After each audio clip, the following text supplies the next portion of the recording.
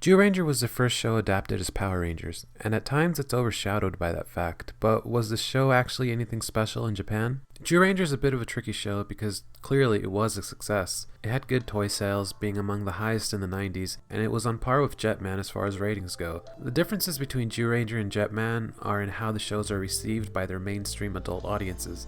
Jetman obviously has that whole trendy drama thing going for itself that a lot of other shows don't, and I think that made it more popular with adult fans than Zyuranger could have ever been. That said, Zyuranger is still pretty popular with longtime fans of the franchise for a couple of reasons. Primarily that this is a series where a ton of big names get their start. Zyuranger was Noboru Sugimura's first Sentai series, and it kind of shows. There are quite a few strengths in the way the show is composed as far as the themes and the lore of the show are concerned, but it's clearly lacking in character development. Sugimura goes on to be the head writer for Dairanger, Kakuranger, and Oranger, and those shows are often a lot stronger for him having had the experience he did with Zyuranger. Sugimura introduced an interesting perspective on world building compared to the shows before it. That's not to say that they were bad, but Zyuranger was just different. Remember, by this point in time, there had only been 2 head writers in the last 10 years. Hirohisa Soda, who wrote 9 shows straight before one of his proteges, Toshiki Inoue, did Jetman. Sugimura was the first time you had a truly fresh perspective coming into Sentai since Soda became a head writer. The show featured plots and episodic stories that were often called back on many episodes later, including what goes on to be a key element in the finale being introduced in episode 13. Beyond the aspect of writing, you also have a lot of stuff going on with the directors. Kazuo Nibori becomes action director, and this is probably the best thing that could have happened for Sentai at the time.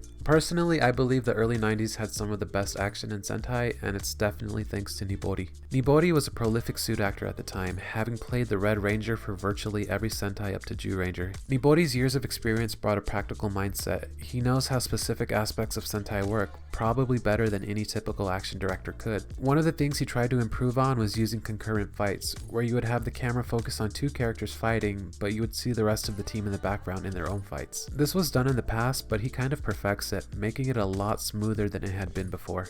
You also have Tsuyoshi Nonaka doing a ton of designs for the show, and this is big for one reason. Nonaka is also the protege of a prolific creator known as Katsushi Murakami. Murakami's best known work is Go Lion, known in America as Voltron. While Daijujin is sometimes mocked as a ripoff of Go Lion, the fact is that Nonaka actually intentionally designed it to resemble the robot as an homage to his teacher. The Zyuranger suits are also really clean and iconic, and this is from a design standpoint. Stepping aside from your childhood nostalgia, there is very little that these suits don't knock out of the park. Eventually, Nonaka goes on to work on Kamen Rider from Kuga to Kabuto and becomes the head of Plex International, where he often does designs for American Power Ranger toys, as well as various power-ups. He was behind the Super Samurai mode seen in both seasons of Power Ranger Samurai. The mecha action in Zyuranger showed an enormous leap in technical quality over anything Sentai had done before. The individual mecha didn't have a ton of action, but it's kind of crazy comparing it to the last Sentai that had Beast as mecha, Live Man. The difference in quality is night and day. With Zyuranger, you end up getting a ton of shots that rival Ultraman in terms of quality and composition. Again, this is because of a relatively new guy on the scene, Hiroshi Butsuda. Zyuranger was his 3rd series as special effects director, but it was the first one in which he was able to devote all his time to being special effects director. Before, with Jetman and Fiveman, Butsuda had to do a ton of extra artwork. Butsuda has remained with Toei throughout the years and was behind the cinematic sinking of the battleship Yamato in the 2006 movie The Men's Yamato. Zyuranger also saw the introduction of Budai, the first permanent 6th Ranger of a Sentai team. This part of the show is often noted as being one of the only merits, which I don't agree with, but yeah, it's a pretty great arc. This was one of the ways Sentai carried on with the drama using Jetman, and it helped what might have been an otherwise slow part of the show. The show introduces conflict between brothers, predicated on the idea of revenge and birthright, before going on to become a story of redemption and sibling love. The Budai arc also introduced conflict with the mecha, the Guardian Beast, and let's talk about those for a moment. Zyuranger was the first time you really had these sentient robots who weren't technically robots. They're pieces of a god within the story of the show, and you often saw Geki at odds with Daijujin, their main robot.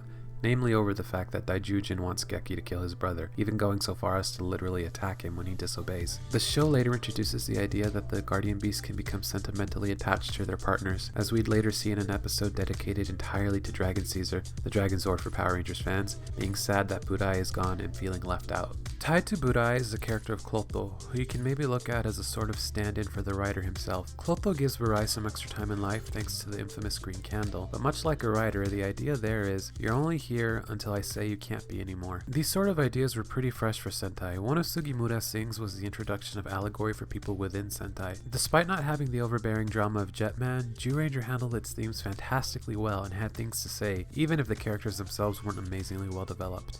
As the show's end begins to draw near, Zyuranger starts focusing on things that you wouldn't expect from a show that people have coined as boring, bland, and unimportant. Episode 46 is one of my favorites in this regard because it deals with themes that work so well when placed towards the end of a show's run. And there's even something about this episode that struck me as particularly good Christmas viewing. I guess the theme of togetherness really does it for me there. Growth also seems to be another predominant theme throughout the episode. I think the older woman the characters meet can represent the growth a viewer might go through from the start of the series to the end. Even if you just think about the kids in the audience, a year is a long time, and they're sure to have changed over the course of the year that Zyuranger was on the air. Actually, a year is a long time for anybody. Sure, after a point, you're not really going to change your convictions or your mentality, but you're more than likely going to face new challenges and challenging experiences that you might carry on with you as memories for the rest of your life. And this might just be my own take on things, but does anyone else love that one line the kid spoke to the team? He says, "I used to love you guys, but now I hate you." Coming so late in the game, I read this as an allegory for the short lifespan that a Sentai has in the grand course of things. One day, Zyuranger is the new thing everyone on the block is talking about, and 1 year later, everyone's forgotten about it and is talking about Zyuranger. Time, fame, and adoration are really fickle things. Though the ending also strikes me as saying that